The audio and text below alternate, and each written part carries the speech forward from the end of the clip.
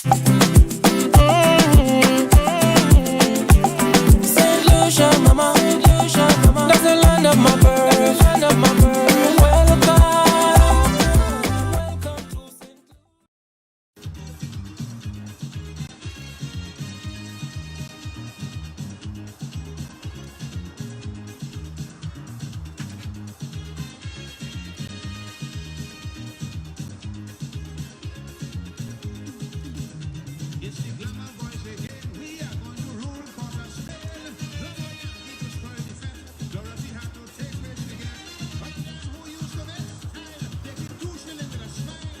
Welcome, welcome to Saint.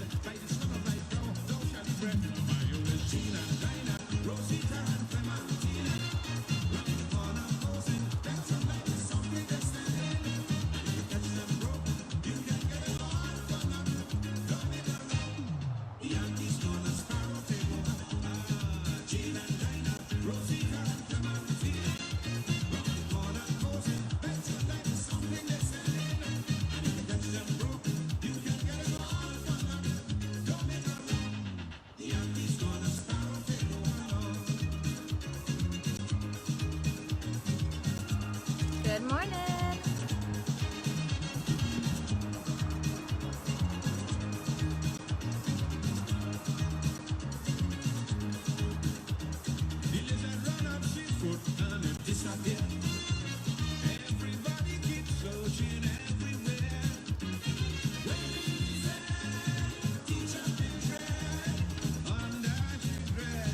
Welcome. Good morning. I don't know who just hopped in, so say hi.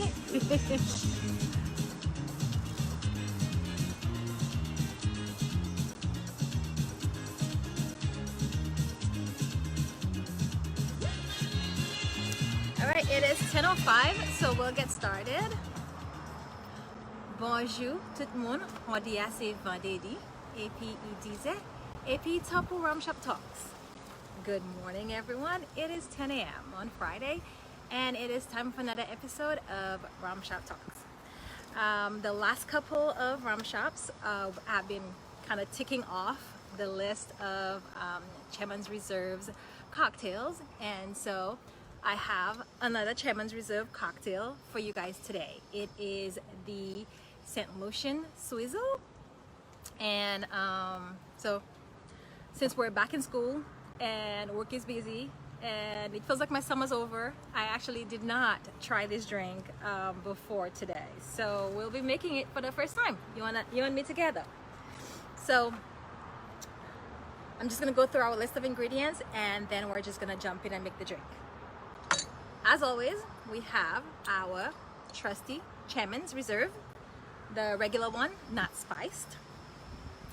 We have a new ingredient for you guys today. It is Falanum. I actually had to look up to see how that was pronounced. So, and I have no idea what it tastes like. So, like I said, we'll be doing this together. We have Angostura bitters, and then some freshly squeezed lime juice. And I even went and made sure I had our garnish for today. And we are bringing out our Easter glass because this is the closest glass that I could find for the size I'm supposed to use. So, good morning for day drinking. I don't know. So, we're doing Easter glass today. So, getting started with our measuring cup. We need 2 ounces of the Chairman's Reserve. So I feel like I'm so close to the bar top here. And last week we found out that this is 1 ounce. So that's a lot of booze, you guys, I swear. 2 ounces. And then we need 3 1/4 ounces of this. So we're gonna eyeball. So I don't have a 3 1/4 ounce measurement.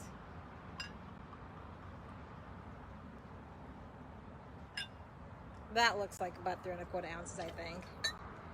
And then we add, I think 1 ounce. I'm cheating. I've got my instructions written here. 1 ounce of the lime. And in it goes. We top it with ice, which always seems to like melt by the time we start here.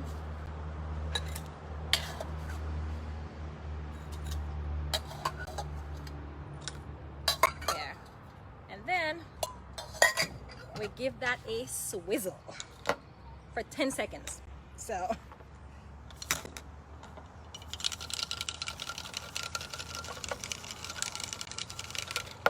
I think 10 seconds is past. It's got an interesting smell.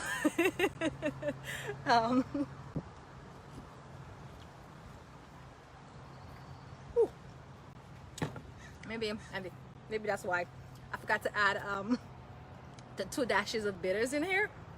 1, 2. And let's try again. See if I like it.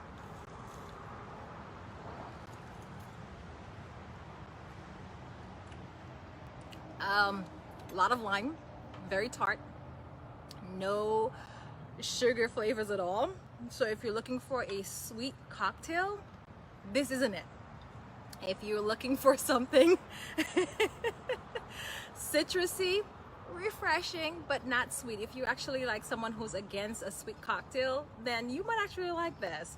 I like sweet cocktails, so I don't know. I don't know if I'll be trying this again. Maybe it's the drink you have after you've had a couple, and then you drink that one because you really don't care at this point. So I think that might be the case for that one. All right, so I will put the ingredients in the comments below after this, and if you're interested in trying it, go for it. And if you do try it, let me know what you think.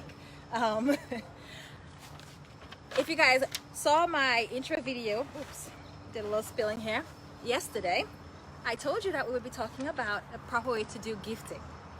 And so when we create estate plans, part of the distribution process is we are like listing out gifts. And one of the common scenarios that we see is people leaving specific amounts of money to beneficiaries.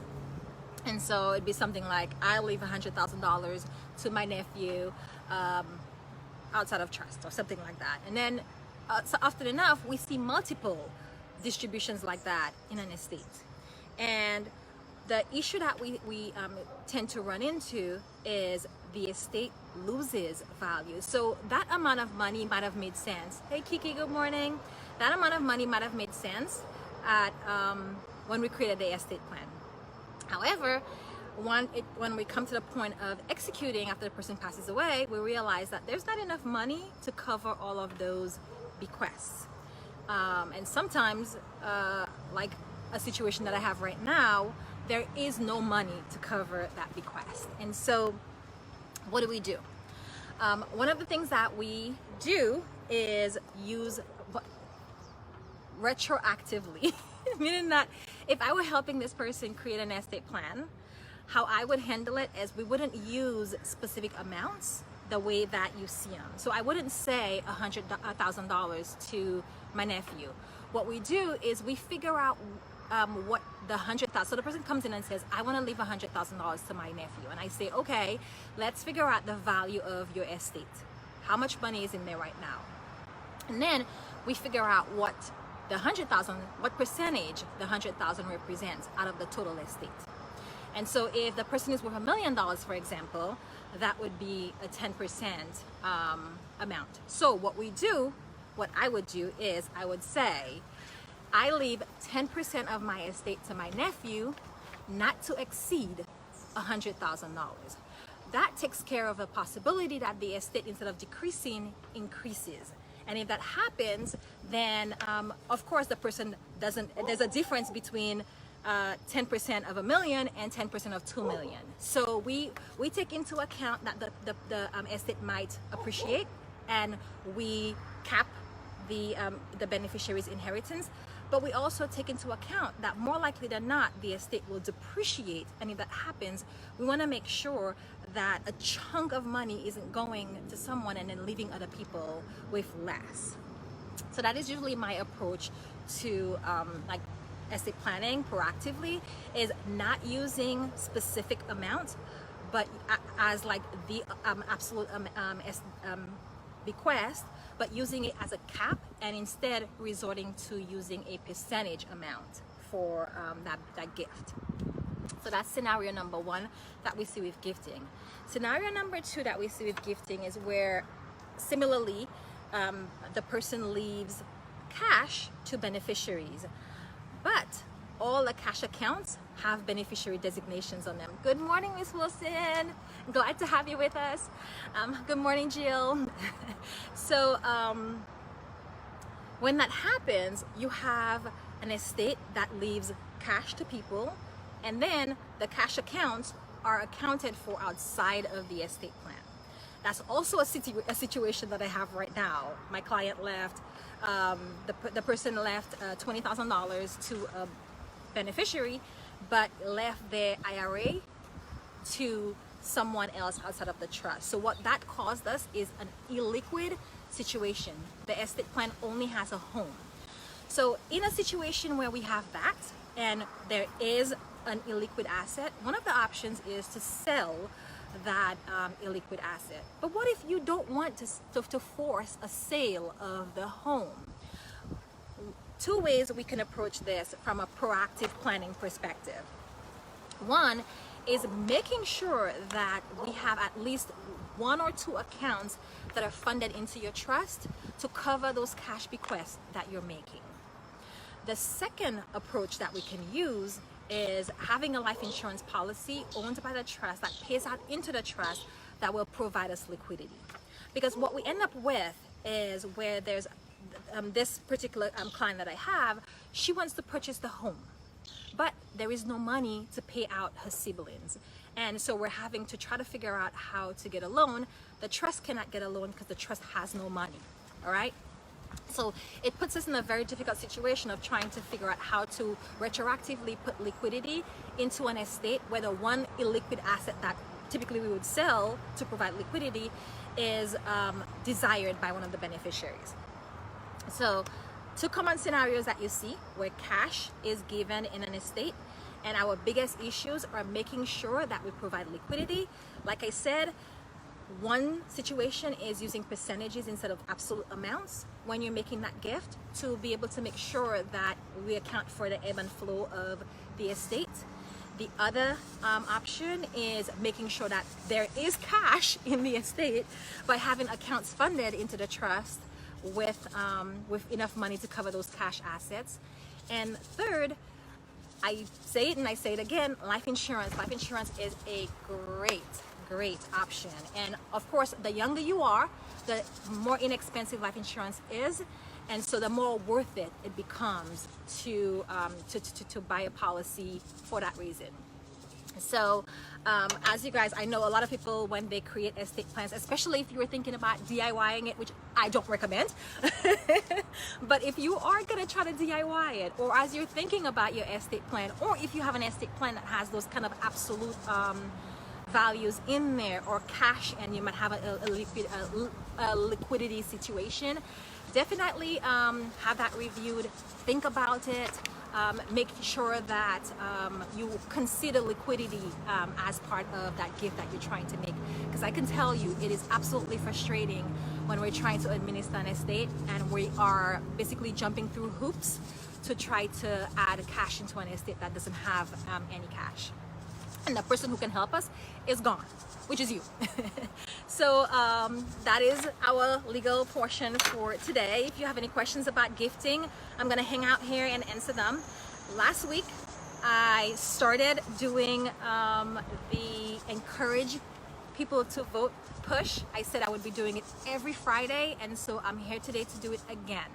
My family and I, we went on to registertovote.ca.gov and looked up our registration statuses.